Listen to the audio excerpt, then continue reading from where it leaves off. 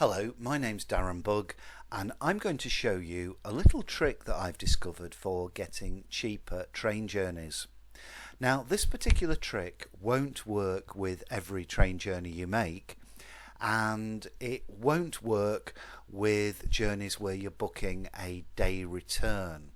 But if you're prepared to spend a little bit more time booking several different singles, then this trick will work on a lot of journeys.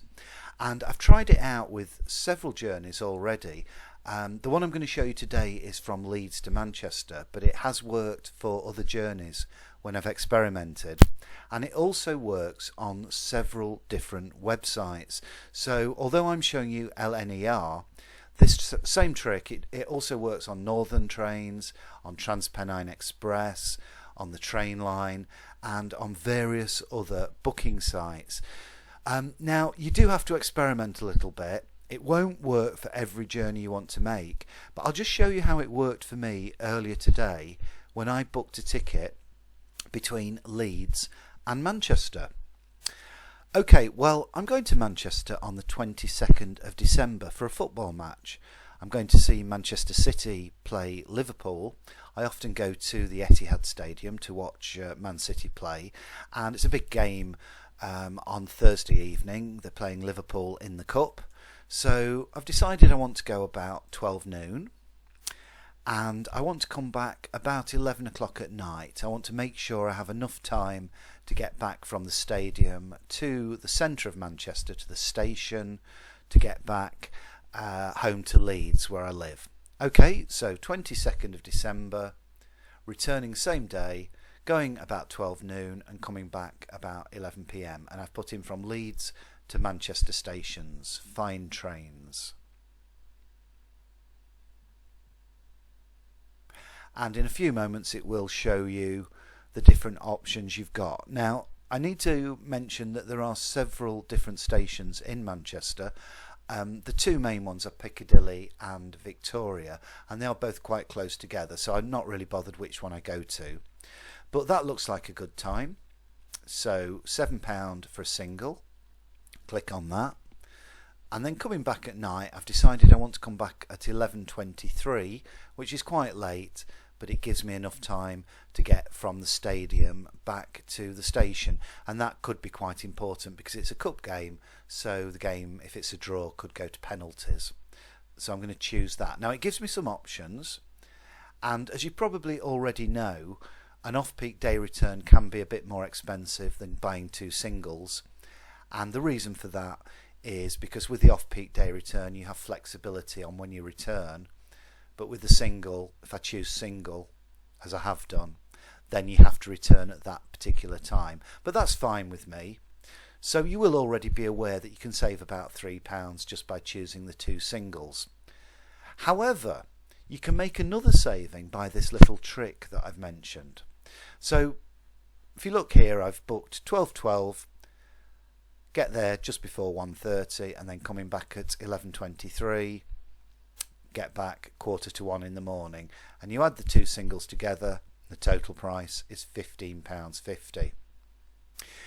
Well, that is a reasonable price. It would probably cost me about the same in diesel if I drive. But before I click continue, I'm going to show you the thing that I discovered. So I'm going to go back. Now, this time I'm going to book it not as a return, but as a one-way ticket, Leeds to Manchester. And I still want to go at 12. Click Find Trains. And in a few moments it will come up with the same journeys. And as you can see, there's the first journey that I was going to book as a return. 12:12 gets there at 1:28, £7. That is the same price as was shown earlier when I tried to book it as a return. But watch this now. If I do the return journey, so I'm going to swap it round and put Manchester, returning to Leeds, so this is my return journey, but I'm booking it as a single, not booking it as a return, Find Trains. And this is where it gets quite interesting. Now, obviously, I need to just go back down to the later trains. I said earlier on that I didn't want to come back until 11 p.m. In the evening, preferably after 11 p.m. And you can see it's still coming up around about £7 the return journey until you get later at night. And then this is where it gets interesting. So we go 4:30, and then a lot of them aren't available. Then £9 rush hour. You'd expect to play a bit more at rush hour because people leaving work, and then you get back into the off-peak and it goes down to £8.50. Some aren't available, and then eventually, as we keep going down, we get to the train that I wanted. 11:23, same train, £8.50. Now, it doesn't take a genius to work out that that's the same. So you might be saying to yourself, well, it's just easier to book a return rather than doing what I've just done and book 2 singles, because the price is going to be the same. But here's the question, is it? I'm going to just show you where the train's going from. Manchester Victoria to Leeds. Remember, there are 2 stations in Manchester. There's Piccadilly and there's Victoria. And when you return from Manchester to Leeds, a lot of the trains only go from one station or the other, but some of them go from Piccadilly, pass through Victoria and then go to Leeds, but Victoria comes second. There we go, £8.50. So watch what happens now when I go back, and rather than putting Manchester stations, I specify that I want to go from Manchester Piccadilly, knowing full well, and this is the important bit, knowing full well the train doesn't go from there. The train that I want to go on only goes from Victoria, but I'm going to put Piccadilly anyway. And I'm going to put the same time. There we go, 11 o'clock. So I'm asking it to take me from a station that you can't actually go from at that time, and put fine trains. And this is the really interesting bit. When we get to, and I'll just go back to the earlier page, when we get to that 11:23, it's not there. It's gone. It's saying I can either have the 11:56, which is going to cost me £18, or the 10:56. It doesn't give me the option. But watch what happens when I click on it. I'll do that again just so that you can see. I'm saying I want the 10:56 train from Manchester Piccadilly, which doesn't exist, to Leeds. Click on it, and it's telling me the next train from Manchester is the 11:23 to Leeds. Exactly the same train that I was going to book before. But look here, £5.80. When I tried to book the exact same train before, it said £8.50. I can't explain why this is happening, but it's happened quite a lot recently when I've looked at different trains from different places. So it's not just Manchester to Leeds, it does work on other stations in other parts of the country, and this same thing works on various websites. It's almost as if the system can't cope with the fact that you want to go from a station that the train doesn't go from. And so when you click on it, it tells you have to walk between stations. And here, I'm doing this again just to show you how it works. Won't give me the 11:23, doesn't exist. The later train is far more expensive. But the earlier train also doesn't exist, 10:56, but when you click on it, there's the clue, 27 minutes. Transfer from Manchester Piccadilly to Manchester Victoria. It's actually not 27 minutes, you can walk it in about 15 minutes. But I want to go from Victoria anyway, and that is further down the track. You start off at Piccadilly, then you go to Victoria, then you go to Rochdale, then you go to Leeds. So you're actually going a further distance. Getting on at Piccadilly, which is a further distance, which you can't do here anyway, you've got to walk between stations. But if you did go from Piccadilly, which is further away, it's cheaper. And I've tested this out with various other journeys in other parts of the country, and it works the same.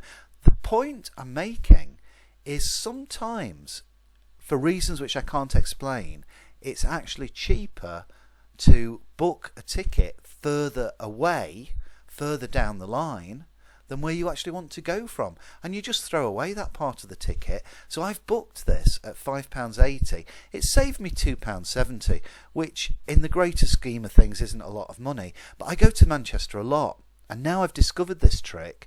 I'll be able to save £2.70 every single time I go. I go about once a month, sometimes more often.